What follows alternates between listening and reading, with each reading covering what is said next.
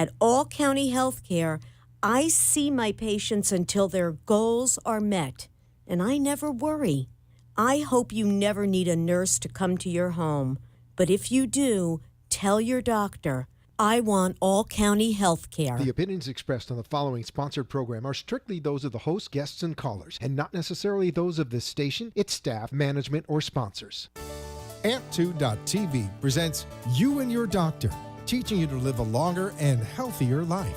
Proudly sponsored by All County Healthcare, where people are the heart of our business. All County Healthcare is a Medicare certified agency where one call will service all your whole care health needs. For more information, call 954-717-7027. Visit our website, allcountyhealthcare.com. Now, let's get informed to live a longer and healthier life. Here is your host for today's show. Hi, and welcome to You and Your Doctor, where we're teaching you how to live a longer and healthier life. I'm Lorena Anderson, and it's my pleasure to be here and host the show for you this evening. We're being presented by AMP2 TV and proudly sponsored by All County Healthcare, where patients are the heart of their business. You can reach them at 888-717-7170. Ask for Maddie. She would love to answer any of the questions that you might have. They are a Medicare certified home health agency and would love to answer any of your questions. So we're here every Tuesday on 1470 AM and 95.3 FM in the hours between 6 and 7 with many of the professional doctors that are out there to help teach us and educate us and give us great insight about their specialty. And I've got to tell you, we have a wonderful doctor on again tonight. So I'm very, very excited to have him on. And his whole specialty happens to be podiatry. So I'd like to welcome, please give us your name. Welcome. It's great to have you here tonight. Sure. Hi, I'm Dr. Daniel Selbst. It's great to have you. Thank you very much for having me. Yeah, well, I know how busy your practice is, your business is, and everything, and how difficult it is to get you in here. So I really do appreciate the time and energy that you have given and offered to us. So we get to have you for the next half hour. We got some great questions to ask you. That's great. Okay, but give us a little bit of background. Where did you study? What colleges? And your passion. What ignited that passion for your podiatry business? Absolutely. I'll start in the beginning. I actually grew up down here in South Florida. I'm a native Floridian. Oh, yep. Really? There's not many of you around. Not too many. No, not too many. But I grew up down in Hollywood and Weston, and went to University of Florida, did my undergrad there. In high school, I was very interested in computers, so I studied computer engineering as my undergrad major in college. I was also pre-med the entire time. I shadowed my uncle, who's a podiatrist up in Jacksonville, Florida. Okay. And he's wonderful, and he inspired me and some of my two younger brothers actually to go into podiatry also. And we all sort of followed the same curriculum. I went to University of Florida, applied to Barry University afterwards, and went through their podiatry program. And then, so how long have you been practicing? I've been practicing now 6.5 years. Oh my goodness. Wow, yes. That's great. That's Absolutely. Great. So I would imagine that you've got all the state-of-the-art technology when it comes to foot and ankle situations. Sure, absolutely. I was trained at a trauma hospital, so we were very well apt to fixing anything that comes through the door. Wow. Yeah. That is very, very important. Absolutely. So give us a little bit of an insight also. Where's your office located? Sure. I have two offices currently. My main office is in Delray Beach. It's at 5130 Linton Blvd. It's Suite E2. And that office, I'm servicing people there on Tuesdays. My second office location is down in Deerfield Beach, connected to the Broward Health North Hospital. That address is 1 West Sample Road in Deerfield Beach. That's Suite 303, and that's also connected to the hospital there, Broward North. Oh, that's wonderful. Yeah. and telephone number, but slow. Sure. So get your pen and paper out so you can write this down. Go ahead. Yes, my office number is 561-806-0600. Oh, that's an easy number. Yeah. Great. Now, in case you don't have a pen or paper and you really do would like to get a hold of the doctor, please give us a call here at 888-565-1470. We would love to answer any questions that you might have. Or you can call Maddie at All County Healthcare at 888-717-7170 because she can put you in touch with a doctor. Great. Excellent. So what do you see most down here? I mean, we're such an active community down in South Florida, and, there's really no cap on age per se. So what do you normally see coming into your office? Absolutely. I see just a little bit about everything, and some of it's seasonal. Okay. So as the sports pick up, we see a little more sports injuries as the other... we see all the time the heel pain is very common. Bunion pain and grown toenails are very common in my practice. We get skin growths coming in through the door all year round. We see some, more injuries like splinters and injuries in the summertime when people are walking more barefooted outside. Yes. I like to do that occasionally. Right, watch out. And then I'm also very involved in wound care. So I work at Wound Center, and I'm at Broward North's Wound Center. And I see a lot of wounds from diabetic ulcers to people with poor circulation, arterial and venous circulation ulcers. I have a couple people that come in with the spider bites, the brown recluse spider bites. Oh my gosh. Pretty bad. And really? Yeah, I see a nice amount of infections causing wounds and such. Yeah. So I deal with a lot of ulcers and other foot issues. Yeah. So what is the link between the foot disorders and the diabetic foot? Okay. Well, the diabetic foot is often involved with circulation issues. So there's poor circulation to the skin and to the nerves. So people with diabetes often get decreased circulation in their nerves, leading to peripheral neuropathy.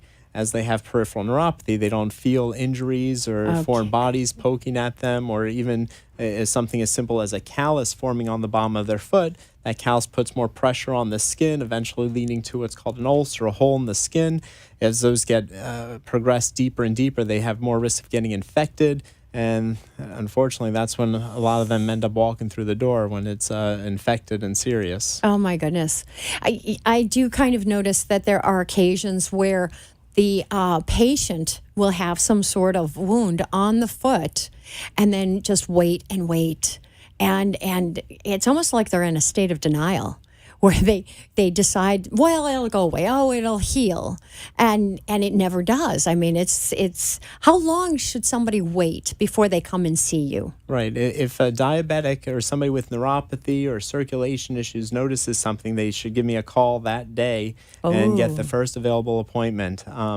These oftentimes can be very serious, and they can turn from bad to severe in less than a day. So I would say immediately call. Immediately. Mm-hmm. What's your number again? Sure. The office number again is 561-806-0600. Okay, great. Yes. So when it does get that bad, what are some of the things that you might need to do? Sure. If it gets that bad, if you can't get into the office very soon, I oftentimes, if it's severe, refer people to the emergency room, because some of these ailments, these ulcers, these infections can be life-threatening. The people with diabetes oftentimes don't recognize how severe these infections are because their immune system is actually partially suppressed. So they get these infections, and it's actually causing it's a severe life-threatening infection, but they feel fine because their immune system is not responding to the amount of infection that they're actually carrying. Wow. So do you end up putting them on some level of antibiotics or something? Or what are some of your treatments that... Absolutely. So if there's infection noted, the patient definitely gets antibiotics depending on severity. It can be pills oftentimes. If it's severe, we oftentimes need to prescribe IV antibiotic therapy, which is intravenous, where they put the tubing into the arm and inject it every day. Wow. Okay. What are some of the other things? I've heard of gangrene. Mm-hmm. Share with me some insight on that. Sure. Gangrene is another term for necrotic tissues or dead tissues that often occurs when the circulation to an area has stopped. That can happen due to having just decreasing circulation to the point where the skin and tissue can no longer survive, or other times if somebody develops an infection, the infection eats away or inflames around the blood vessels, and then the circulation can't pass those blood vessels, causing the skin and tissues to die and necrose, turn black. Oh, my so that's goodness. the gangrene, is the death of the tissues. Oh, my gosh. And what do they have to do? I mean, I've usually heard that you have to amputate if it comes to that point. Am I correct in that? Sure. Well, the first thing to do is, when I see gangrene, is find out what's causing that gangrene and get rid of that. Oftentimes, gangrene does have to be surgically removed. We can leave stable gangrene. There's forms of stable gangrene, which we mostly refer to as dry gangrene, where there's not infection present. That's oftentimes stable with people, and as long as there's no infection present, the body actually demarcates and separates those dead tissues from the live tissues by itself over time. Okay. Yes. I'm really interested. A lot of times, I don't think people really do understand how important their feet are. And it's not until you have some sort of injury that it's almost a wake-up call. I just know from personal responses from individuals that I've got somebody who's got a broken ankle. And you take away one part of their ankle in a cast, and all of a sudden you're pretty much immobilized. Yeah. So I'm finding that it's so important to really take great care of your feet and your ankles. What are some of the other things that we can do for preventive care? Sure. If you're an at-risk person, meaning you have either decreased circulation or peripheral neuropathy, diabetes with decreased circulation, diabetes with peripheral neuropathy, or even just diabetes by itself, these at-risk groups should definitely be checking with the podiatrist on a regular basis, if not every 6 months, more often. I tell my patients it's equivalent to going to the dentist, having your teeth checked for cavities. You should just be going in to make sure that nothing's brewing. Speaking of your broken ankle, I had a very sweet lady come to my office a few months ago. She walked in. She's diabetic with some neuropathy. She doesn't feel everything, but she walked in my office, and she was there just for her routine evaluation, and I noticed her ankle was severely swollen. I asked her about it. She says, "Oh, nothing much is going on." But as I asked her more, she ended up telling me that she had these severe shooting pains going up her ankle, and that's been progressing for the past 3 weeks. Oh, my goodness. I know. Oh, my goodness. Yes. So I ended up getting an x-ray of her, and she had not just an ankle fracture, a displaced ankle fracture, which she had been walking on, and it had been progressively worsening. Goodness. Oh, my goodness. Left untreated, her foot would have likely displaced, and she would have been walking on the leg bone, not the foot bone anymore. So I was able to catch that in time. She had surgery, and she's doing excellent now. Well, that's amazing. Now, in that kind of a surgery, what do you end up doing? I mean, what did she have to have? Because I know in my dear friend, I mean, he's got a plate and 8 screws from a broken ankle. Right. So, how did you mend that ankle for her? Right. Well, it's a very similar method. Exactly. She had a very invasive or intense reconstructive ankle surgery to put her ankle back together. She got a very long plate, many screws, and on the other, she actually got screws in both her leg bones. Oh, my goodness. In the same leg? Yes, in the same leg. Oh, my gosh. Yes. Now, do you ever take out the screws and the plates and everything? Sometimes. If they're bothering people, they come out. For the most part, hardware that we put in the foot, most of it is meant to stay in there permanently unless it causes a problem, like if it loosens, that's often, or if it's causing pain or discomfort. But most oftentimes we can leave it in. Well, that must be fun in the airport, though, when you have to go through, the security. Yes, it sends off all the alarms. Yep. Oh, my gosh. Sometimes. Yes. So give me an idea about what a DPM is. Sure. DPM stands for Doctor of Podiatric Medicine. The podiatry schools throughout the country are allowed to award that degree to all of the matriculates through the schooling process. Okay. How long did that take you to achieve? The program is a 4-year program. It's very similar to the basic medical school program. We have more courses aimed towards our surgeries and our biomechanics that we are very heavily involved with in our practices. Wow. Okay, great. Yeah. Some of the state-of-the-art things that you see coming about, what are those by chance? Sure. We have tons of advancements. Yay! Yes. I love advancements. Right. I just want to interrupt just for a second. This is one of the reasons why I absolutely love the fact that we bring the show to you. And I just want to say thank you to All County Healthcare for sponsoring the show. But we have got the best doctors that come in and so incredibly knowledgeable and right on the cusp of that cutting edge knowledge. So I didn't mean to interrupt you, but I just wanted to give a little shout out there. Sure. So tell me some of the things that you see coming into play for feet and ankle. Well, for the foot and ankle surgery related, we have some very neat surgical instrumentation and implants that are being developed and constantly evolving. Several years back, they invented this tightrope system to hold two bones together under tension, and they've evolved the knotting processes of that. And really, that keep it. It sounds like, was it like a rubber band? Yeah, it's like a stringed rubber band, so to say. Oh my that hold the goodness. bones together, and that eliminated having to remove some implants on some people.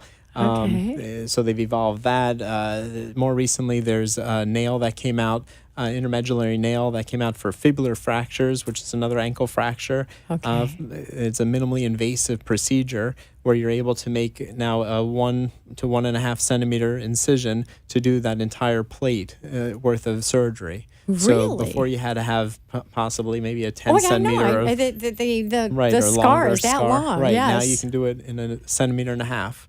So it's a different type of surgery. It's not necessarily for every fracture, but it is an available option.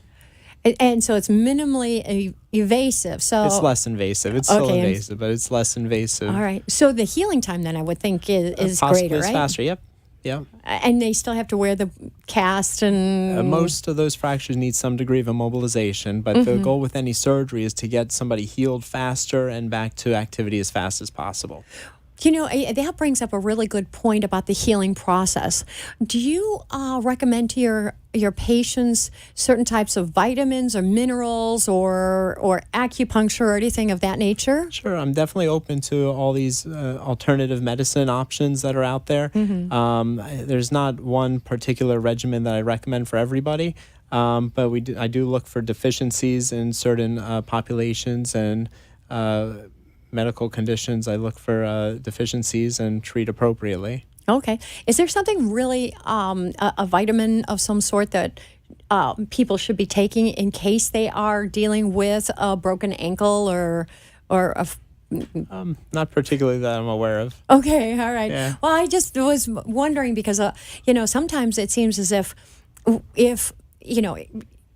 there are certain populations, usually our seniors, and sometimes they're not eating correctly, and it leaves their bones susceptible to breaks. So, is dietary important in your field there? Absolutely. Well, malnutrition and so forth is definitely something we want to avoid, and there is, if needed, dietary consultations ordered as deemed necessary, but yeah. Oh, good. Yes. I'm for supplements if needed.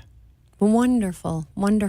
Yeah. Well, I'm telling you, all this is really, really interesting information. And, I just want to compliment you as well because you're very open and you seem you have all the answers. Not only that, but you're on the cutting edge of a lot of this technology, and great bedside manner. Sure. It sounds that's one of the things that I really commend is somebody who can sit down, who can talk to the patient, who has a good knowledge and understanding, and is willing, to help educate the patient, because a lot of times they come in and they're traumatized, and especially if they say that they've been in their 60s and they're golfing, and then all of a sudden that's their only outlet for socialization, and that ends up being diminished greatly.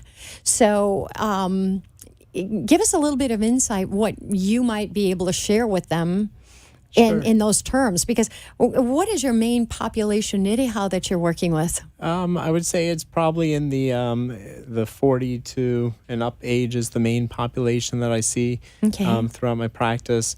I do see that exact scenario that you just mentioned, where somebody will be golfing and enjoying their retirement and so forth, and then either a circulation issue comes up or an imbalance issue comes up, and my goal is to get them back to the level they were, or as best as they can be. Oftentimes that's through getting physical therapy ordered, or and working closely with the therapist, making sure that they have muscle strength. Some people need neurological workups to make sure their nerves are working all the way down, circulation workups to make sure the blood flow is flowing down enough, and try to give people the full workup. That is absolutely wonderful. And I would imagine also that sometimes it's a little bit difficult, to get their dietary habits healthier, right? or sometimes to be able to get them out of the house, because a lot of times they can be so isolated, and especially if they're really social, and sitting in the house just absolutely drives them crazy. Right. So I can only imagine that sometimes you've got a little bit hand holding to do, huh? Right. You're absolutely right. I mean, I do house calls for a select group of people. And, oh my gosh, really? Right. And it's interesting doing these house calls, because you actually can see the conditions that these people are living in, maybe what is, like you're mentioning, the diet, but for me, I look more functional at what's affecting their feet and their balance and so forth. If they have an ulcer, maybe they're doing a certain activity at home that may be leading to it. I saw a gentleman the other day who only in his house wears a special slipper that he wears, and the slipper just happened to rub this one area where he's had this non-healing sore for the past 6 months. Oh my gosh. So he found me, and sure enough, when I came out to see him, I point out that slipper is probably the cause. So he, on top of his whole workup, is now getting new sandals out. Oh, that's good. That's good. I'm glad to hear that. What are some of the other things that you're dealing with in your practice? Sure. I mean, I'm loving hearing about the personal interactions that you're having with your patients. Absolutely. Well, I do a lot of wound care. I do spend a lot of time trying to educate my patients as best as I can on what the causes of their problems are and how we can work together to get them better. I have some patients that have this neuropathy. Oftentimes with neuropathy, there's a pressure issue. So we are constantly battling, putting pressure on the area that these people unfortunately don't feel. So they put the pressure on the area, and as my goal is to take the pressure off the area. So I have to do that, and we work together to figure out ways to do that with padding and shoe modifications, inserts, and so forth. Oh my goodness.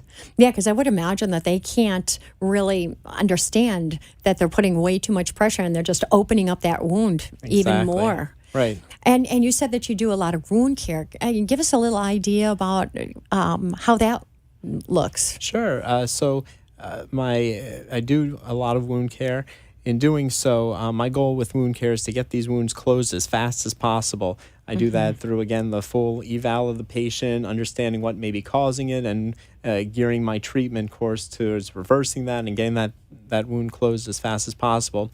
Some of the advanced wound care products that are out there are really excellent. We have, we're asking about new, inventions, or what's new in the market. Yeah, state-of-the-art technology. Yes, right. Absolutely. Some of the newest technology is now coming for these wound care products. They recently looked at these stem cells, and they're now making skin graft substitutes out of placenta derivatives and so forth. And these all have collagen bases, but they have now hormones and factors that help stimulate wound healing. Oh my gosh, I love that. Oh, that's amazing. Yeah. Right. So, and a lot of insurances do pay for these if you meet certain criteria.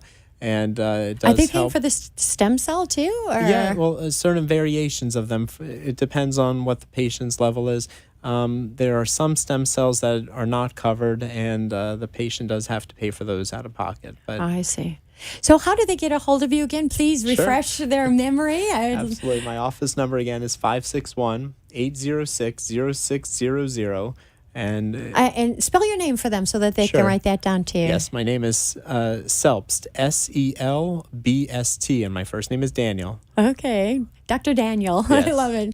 Well, it has been a pleasure to have you on. Thank you so very absolutely. much for taking time out of your day to come and help educate us and let us know, what's new out there in the market, what the state-of-the-art technology is, and how you are being able to address all that and help your patients. If you have any questions whatsoever, just give Maddie a call in case you didn't get his number. Maddie's telephone number at All County Healthcare is 888-717-7170. And we're going to go on break, on commercial. Don't leave. We've got another doctor coming on, and you'll want to hear what they have to say as well. All County Healthcare, Inc. is locally owned and operated, serving the Tri-County area, Palm Beach, Dade, and Broward counties for the last 25 years. The practice of medicine is changing dramatically. All County Healthcare, Inc. still does it the old-fashioned way, where our nurses and healthcare professionals come into your home to service your medical needs, providing you the fastest and best care possible. For more information, call 954-717-7027. And remember, Medicare Home Care is covered by Part A of Medicare with no out-of-pocket cost to you. It's your decision, and only your decision, on what healthcare agency you use. Call today. All County Home Health Care, Inc. at 954-717-7027. License 200999096. Getting older is not for sissies. That's what one of my patients says. And it's funny, but it's true. Live long enough and you'll get arthritis, skin cancer, probably one of the common chronic diseases like CHF, COPD, diabetes. At All County Healthcare, we teach you how to manage your disease. We make sure you know how to take your medications and how to recognize signs and symptoms before requiring hospitalization, no matter how many visits it takes. You didn't move to Florida to be sick. You moved here to enjoy the rest of your life. And that's exactly what our team of nurses, therapists, and aides at All County Healthcare help you do. You are listening to You and Your Doctor, Living Longer and Healthier, an informative show that helps you find answers to questions you always wanted to ask, but did not have that somebody that could make a difference in your life. Call into the show if you have a question at 888-565-1470, and we will put you on the air to inform all our listeners. Now, back to our show. Hi, welcome back to You and Your Doctor, where we're teaching you how to live a longer and healthier life. I'm Lorena Anderson. I am your host this evening, and we have another very informative doctor to bring to you to help you be able to make choices for yourself, especially when it comes to your health care, and also to help educate you just in case you happen to be dealing with a senior in your home. So without any further ado, I would love to introduce you to Dr. Patterson. It is wonderful to have you here today with us because I do know how difficult it is. First of all, the traffic is not real good, but I know how busy you are. So I really do appreciate you coming in and sharing with us and, giving us an insight and education, especially in your particular field. It's nice to be here. Thank you for inviting me. Oh, okay. Absolutely. Absolutely. So there's really something big that's happened in the media today. It was a judgment, from what I understand, that was concerning Johnson & Johnson. Right. the talcum powder lawsuit. Right. It was a lady that they awarded her like $417 million. Oh my God. That they said that her chronic use of talcum powder caused her to get ovarian cancer. That's very controversial because in order to get it, she has to use it on the genitalia, and it has to work its way in through the vagina, up the cervix, through the tubes to her ovaries. So did it really cause the ovarian cancer? There's controversy whether talcum powder does or not. It hasn't been proven.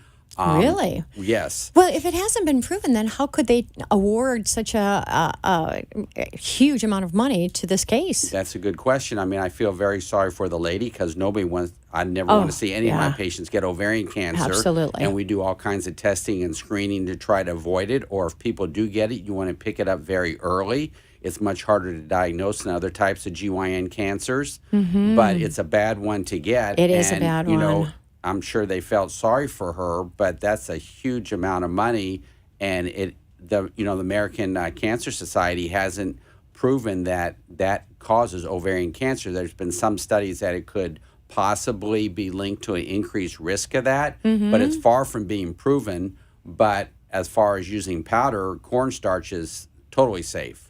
So there you go. There's an alternative. Yeah, I love that. Cornstarch. Cornstarch powder, and then you don't have to worry about any controversy. They need to do more studies, and obviously you can't do them on humans. So they're doing more studies on animals, and, in the coming years that'll come out. But that is, I feel very sorry for the lady, but that's an outrageous amount to give anybody for anything. I've got to tell you, that seems very unusual, especially the fact that they can't prove it. So I just want to clear up. Dr. Patterson happens to be an OBGYN and has come here to help educate us about that particular, the feminine issues that we might have. Sure. Okay. I mean, I treat all kinds of problems. I mean, I try to preach prevention.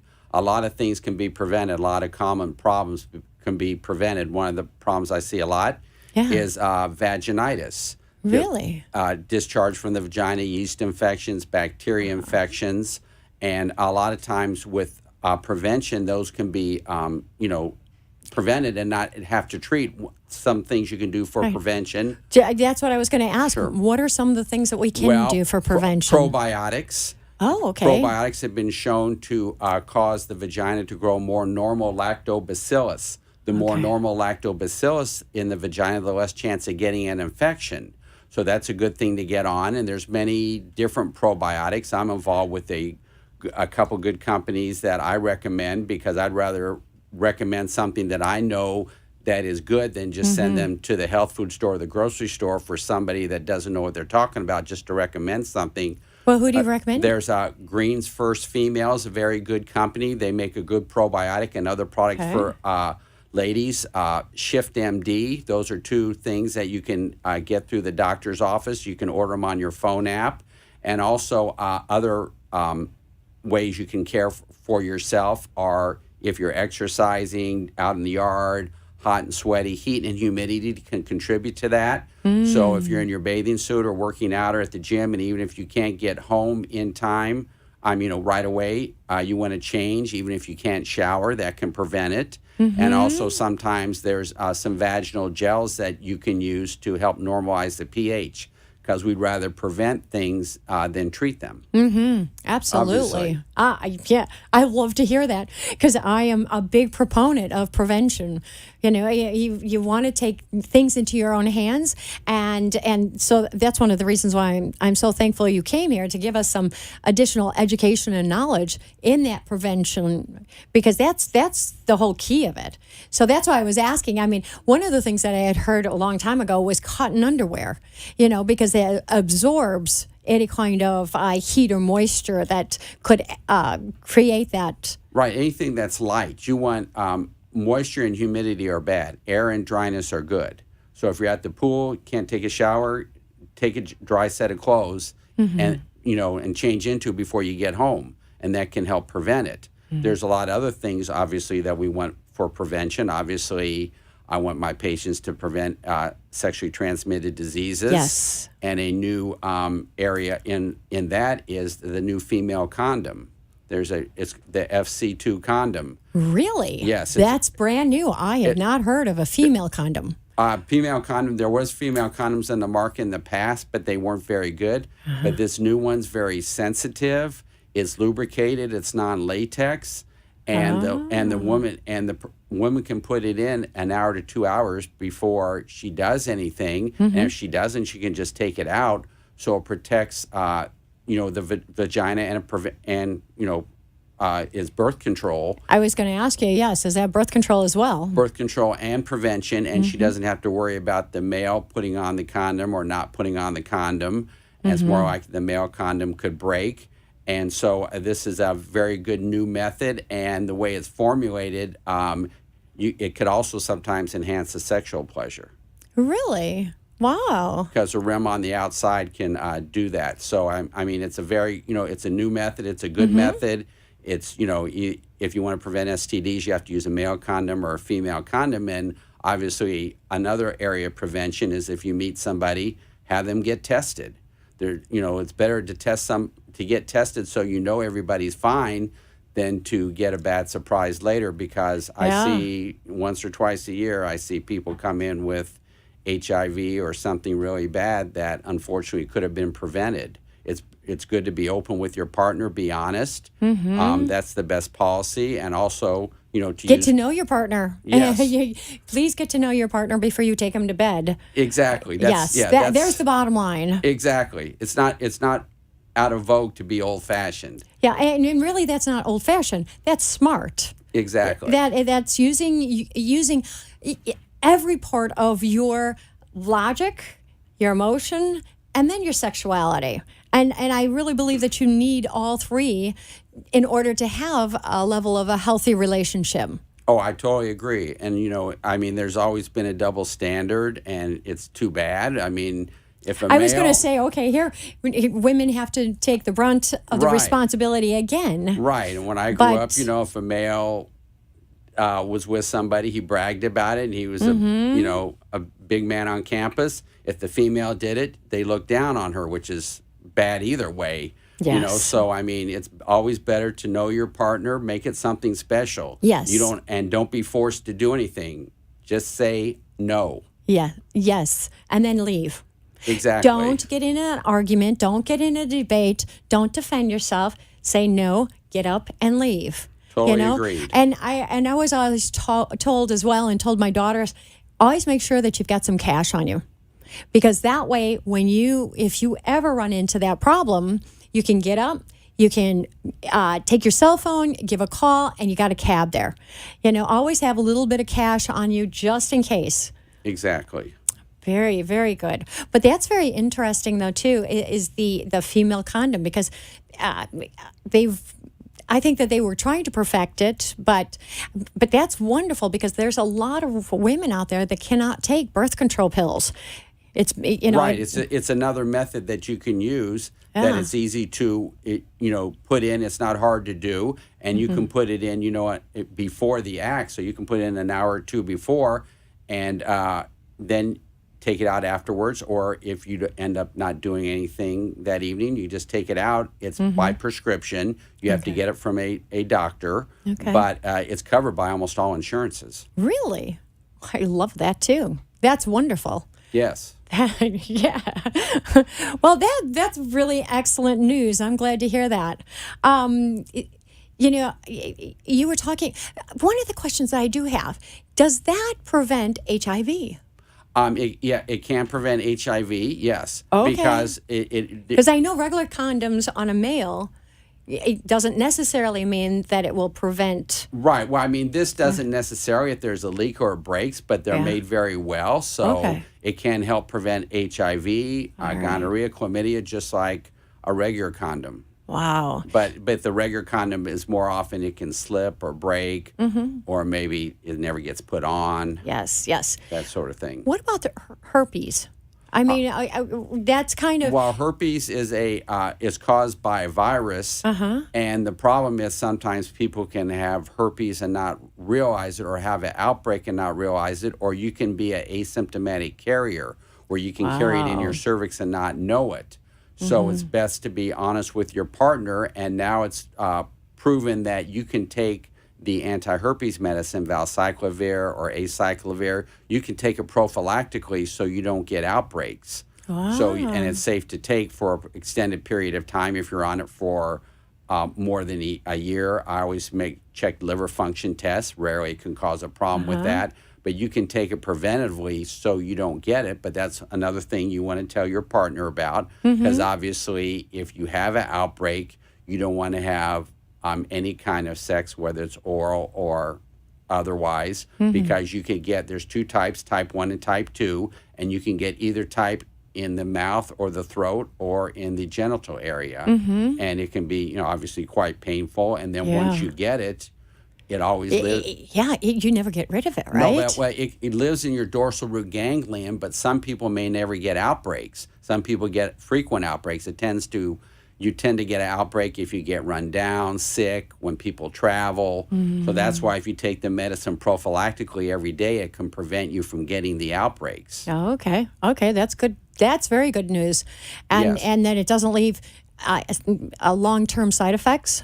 The medicine? Not most people. And some people, if they're, you want to check their liver functions, because it could be sometimes cause a problem with the liver, but that's not very common. But you can just do a simple blood test to make sure that your patient's okay. Okay, great. Now, if you have any questions at all for Dr. Patterson, you can give us a call here at 888-565-1470. We would love to answer any questions that you might have.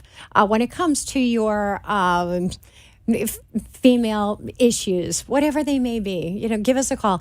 Now, if you don't have pen and paper and you really do want to be able to see these the shows that we've produced, you can go on to allcountyhealthcare.com, and all the shows are archived on that website. So, and telephone numbers and names are available on those as well.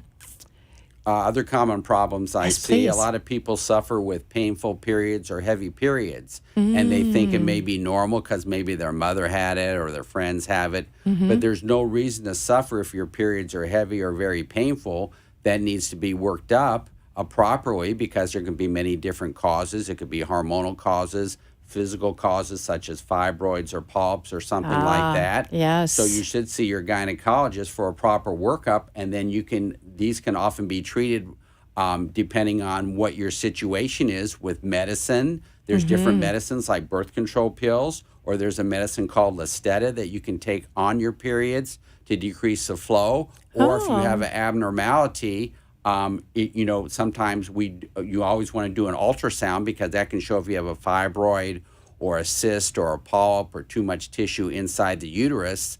And then we can do an in-office procedure called an in-office hysteroscopy to diagnose and treat that. And it's very easy to do in-office and much better for the patient. I do these in-office and give the patient a little medication, and my patients don't feel anything, as opposed to going in the hospital, getting delayed an hour, having to go to sleep for a 4-minute procedure, and paying a lot more because the doctor doesn't do it in his office. So give us a little bit of an idea about that particular procedure. What is it? Sure. When you have bleeding problems, if there's a possible abnormality at the endometrium, which is the inside of the uterus, you can put a scope inside and look in there and see if they have a polyp or a fibroid, and see if the tissue looks normal. And then you can biopsy it and send it to the lab to make sure there's no chronic infection, precancer, rarely cancer, or somebody has, in older patients, more common, they could have endometrial cancer. And then depending on what the problem is, a lot of times if there's polyps or fibroids, you can do a procedure called the MyoSure in the office through the hysteroscope. So there's no cutting. No cutting of the skin. You go in through the cervix into the uterus, and you can shave the fibroid or the polyp away. If somebody has heavy periods and they don't want to have any more children, you can do what's called an endometrial ablation, where you put a little coil. There's different ways to do it.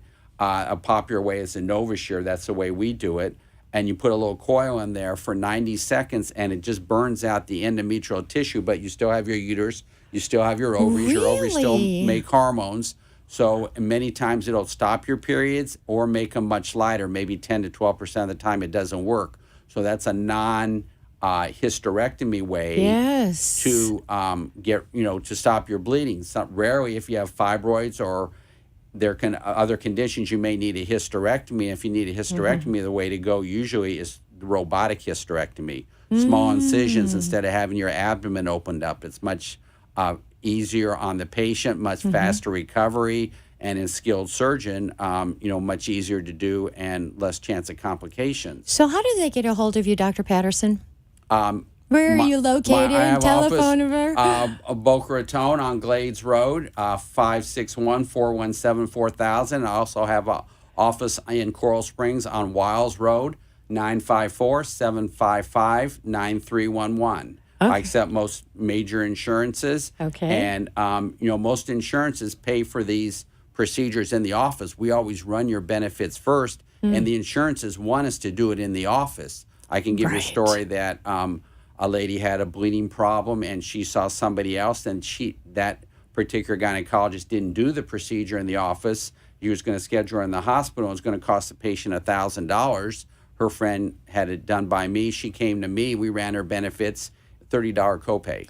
Same procedure. God. Oh, my goodness. She was very happy. It's a win-win. It's a win for absolutely. her. It's a win for me because I'm helping her in the office, and we have great rates. And it's a win for the insurance company because they save money by me doing it in the office as opposed to her going to the hospital or possibly having general anesthesia, maybe a complication from the anesthesia that, she didn't really need. Yes. Oh, my goodness. That's amazing. Yes. So if you are dealing with any of these issues, any feminine issues, please give Dr. Patterson a call.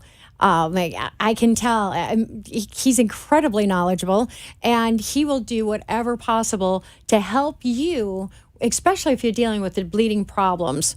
Please give him a call. What's your telephone number again? 561-417-4000 or 954-755-9311. The earlier you come in, the easier it is to treat. We try to do the least invasive thing always. Yes. So sometimes that works. Sometimes you have to be more invasive. But if you wait too long. Exactly. Yes. I mean, it never gets any better the longer that you wait. Right. So it's better to go in, if you have a problem. Some people are scared to go in. They don't know. Yeah. They don't want to know if anything's wrong, but it's better to find out that you're okay or something's minor wrong than to wait and have it turn into something that's much harder to treat. Absolutely. So you have a very unique way of scheduling appointments now, don't you? Tell me about that. Oh, I mean, schedule the appointments? ZocDoc? Well, truthfully, I'm not on the ZocDoc anymore. Oh, but I use something similar, Patient Pop. Oh, okay. It's a way that people can go online. They can book appointments through my office Facebook page and through my webpage. I have a very good webpage, so they can go to my webpage. What is your webpage? It's www.obgynpatterson.com. Okay. So you can just go to the webpage and book it, or through my office Facebook page, or you can call the office. Oh, just call the office. Yes, right. Absolutely. My staff is great. They've been with me a long time. We know a lot of our patients. We try to give that personalized care. When my patients, they only see me. Different people want different aspects. Some people want to go to a big group, which is great. But my patients go to me. My OB patients know I'm going to deliver them. I haven't missed a delivery probably in 5 years because I plan my vacations, around the deliveries. Anything can happen to anybody, but, everybody wants something different. If you want a female OBGYN, then, there's plenty of female OBGYNs in this area. If you want a group, there's groups. If you want somebody in private practice who's delivered 5,600 babies, who's experienced. 5,600 babies? Plus. I you're kind of lost count a long time ago. Oh, the my exact gosh. count. But, so, That's a lot of babies. Yeah, that's quite a lot. You've got quite a population going for yourself now, don't you? Yes. I mean, I practiced in Indianapolis for 8 years, and I moved down here in 1991. Oh, okay. So I think when obstetrics, I mean, you want to have somebody that knows what they're doing and is experienced, because you can't see everything that you're going to see in your training. Absolutely. You know, the longer you're out, you see new things, see things, and after a while, there's always something you may not have seen, but you will know how to deal with it based on your experience and training and expertise. How long have you been in practice? Too long, but I still enjoy it. 33 years. Really? But I still enjoy it. I'm with a larger organization. That's a great organization. I have my own practice, but it's enabled me to get better rates and deal with my patients, and gives us better deals on everything. So I really enjoy my practice. I enjoy helping people. I enjoy giving people knowledge, and we try to prevent as much as we can. I preach prevention, coming in, make sure you're okay, make sure you do your pap smear. If you have a problem, come in for cultures, come in to get evaluated. It's better to know you're okay and see the gynecologist and have one exam that you may not like, but we try to be as gentle as we can, and my patients, you know, appreciate that, than to wait at home and think you're going to get better, and you may not, and then it develops into something worse. Right, That's the worst thing you can do. Well, you're absolutely correct. Absolutely. Now, let's talk a little bit about your patients that are expecting. Everybody that does OB has patients that are expecting. Yes. Tell me about the Patterson rule, though. I go by the rule. You can practice different ways, but there's been many large studies that show that the ideal time to deliver is 39 to 40 weeks. That's when the baby has the least chance of having complications. So I don't want my patients going over their due date, because there's too many bad things that can happen. It's very easy to induce people nowadays, and why take a chance that something can happen when the baby could have already been out? And I can tell you stories that people go past their due date and things happen and the baby could have already been out. In the old days, it was not easy to induce people, but nowadays it's better. So I go by that large study, and my patients don't want to go past their due date. I don't know of a woman who would want to. Some people do. Some people do. And the thing is, what people have to realize is nature doesn't always work right. Nature doesn't always do what you think nature should do. Nature may not put you into labor, and you just have to be flexible, because it doesn't always work right. And if it doesn't, you can end up with a bad baby or some complication. Yeah, complication to you or your baby that could have been prevented. Yes. Prevention is the key. So it's better to be delivered, and maybe you don't get the route of delivery you wanted, but you're healthy and the baby's healthy. And if you try to force something, it ends up badly. And I've seen that too many times, so I don't let it happen on my watch. Good for you. No, I'm glad for that. Absolutely. Because I remember with my first baby, and I was really... My baby was tiny, 5.5 pounds, but, I was so tiny on the inside that they ended up having to use forceps to help the baby. Right. And I was induced as well. Right. And then they thought that they might have to do a cesarean, but luckily enough, we were able to pop her out, shall we say?